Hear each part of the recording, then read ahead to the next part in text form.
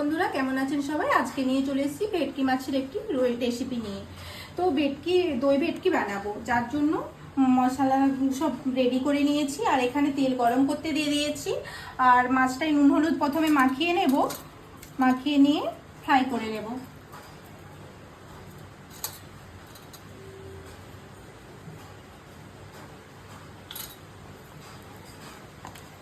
খুব ভালোভাবে নুন হলুদ মাখিয়ে নিচ্ছি।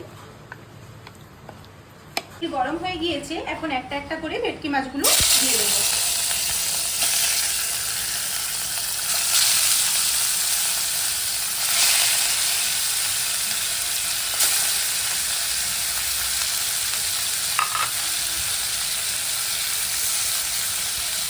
খুব সুন্দরভাবে ভাজা করে নিয়েছি। আর এখানে আদা রসুন কাঁচা লঙ্কা বেটে নিয়েছি, আর টমেটো বেটে নিয়েছি, পেঁয়াজও বেটে নিয়েছি। এখানে আছে টক দই।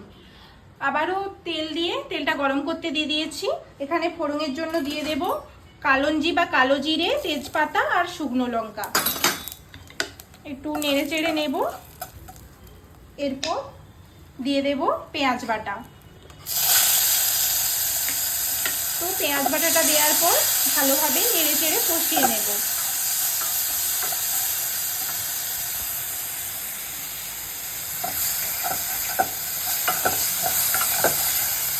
কারণ পেঁয়াজের গন্ধটা থাকবে, তার কারণে খুব ভালোভাবে নেড়ে চেড়ে কষিয়ে নিচ্ছি। পেঁয়াজটা খুব ভালোভাবে কষিয়ে নিয়েছি। এখন দেব আদা রসুন কাঁচা লঙ্কা বাটা। এটা খুব ভালোভাবে কষিয়ে নেব নেড়ে চেড়ে।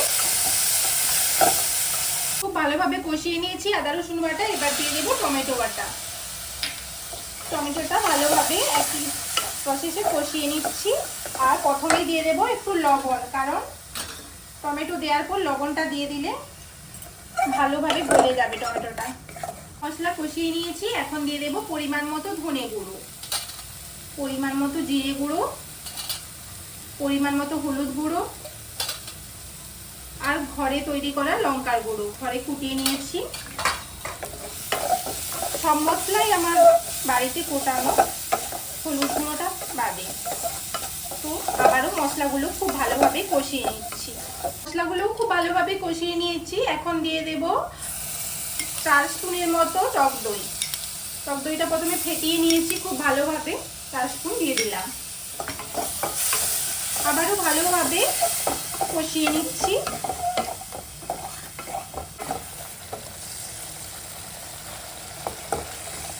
মশলা খুব ভালোভাবে ফুটে উঠেছে।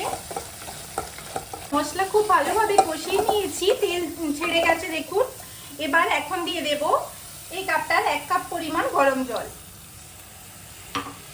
গরম জল দিয়ে আবারও 2 মিনিটের জন্য ভালোভাবে কষিয়ে নিচ্ছি।